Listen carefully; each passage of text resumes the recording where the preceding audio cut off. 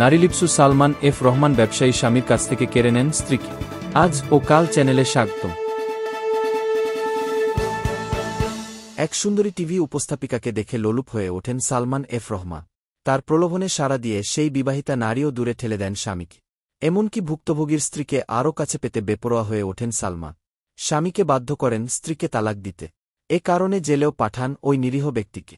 দেশে শেয়ারবাজার কারসাজিতে বছরের পর বছর আলোচিত সালমান এফ রহমানকে নিয়ে এমন চাঞ্চল্যকর তথ্য নিজেই ফাঁস করেছেন ভুক্তভোগী ইন্ডেক্স গ্রুপের ব্যবস্থাপনা পরিচালক শফিউল্লাহ আল মুনি।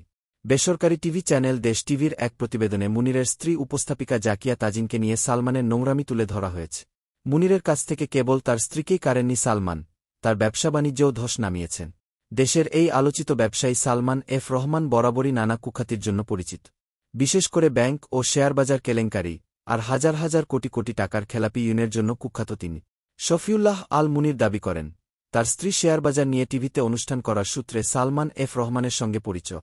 এক পর্যায়ে তাদের মধ্যে অবৈধ বাজে সম্পর্ক তৈরি হয়। এ সময় সালমান এফ রহমান তাকে ডেকে নিয়ে স্ত্রী তাজিনকে তালাক দিতে হুমকি দেন।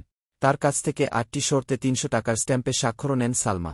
তিনি বলেন, শর্তগুলোর মধ্যে ছিল, আমি কখনোই আমার কোম্পানির মালিকানা দাবি করতে পারব না, আমার স্ত্রীকে ডিভোর্সের বিষয়ে কাউকেই কিছু বলতে পারব না, এমনকি আমার ছেলের কাস্টডিও চাইতে পারব না। আমি যখন রাজি হলাম না, তখন এই বিষয়টি অনেকেই জানতে পারে। এক পর্যায়ে আমি ১ মাস গুম হওয়ার মতো ছিলাম। হামলা মামলার ভয়ে তটস্থ থাকতাম সব সময়। পরে ২০২০ সালের দিকে স্ত্রীর সঙ্গে ডিভোর্স হয়ে যা। সচেতন মহল বলছে, এমন ঘটনায় সালমান এফ রহমানের বাইরের আর ভেতরের দুই রূপই প্রকাশ পেয়েছে। বাইরে তিনি সফেদ রূপ ধারণ করলেও তার ভেতরটা জঘন্য কুৎসিত। অপরের স্ত্রীকে কেড়ে নিয়ে তিনি তার আসল রূপ প্রকাশ করেছেন। প্রসঙ্গত, ছাত্রজনতার প্রবল আন্দোলনের মধ্যে ৫ আগস্ট শেখ হাসিনা পদত্যাগ করে দেশ ছাড়ার পর আত্মগোপনে চলে যান সালমান এফ রহমান। গত ১৩ আগস্ট প্রধানমন্ত্রীর সাবেক এই উপদেষ্টা সালমান এফ রহমানকে ঢাকার সদরঘাট এলাকা থেকে গ্রেপ্তারের কথা জানায় ঢাকা মহানগর পুলিশ। কোটা সংস্কারের দাবিতে আন্দোলন চলাকালে ঢাকা কলেজের সামনে সংঘর্ষে এক হকার নিহত হওয়ার ঘটনায় নিউমার্কেট থানায় করা হত্যা মামলায় তাকে গ্রেপ্তার দেখানো হয়। পরে তাকে ১০ দিনের রিমান্ডে নেয় পুলিশ।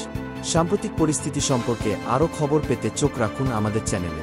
ভিডিওটি ভালো লাগলে লাইক দিন, শেয়ার করুন। ধন্যবাদ।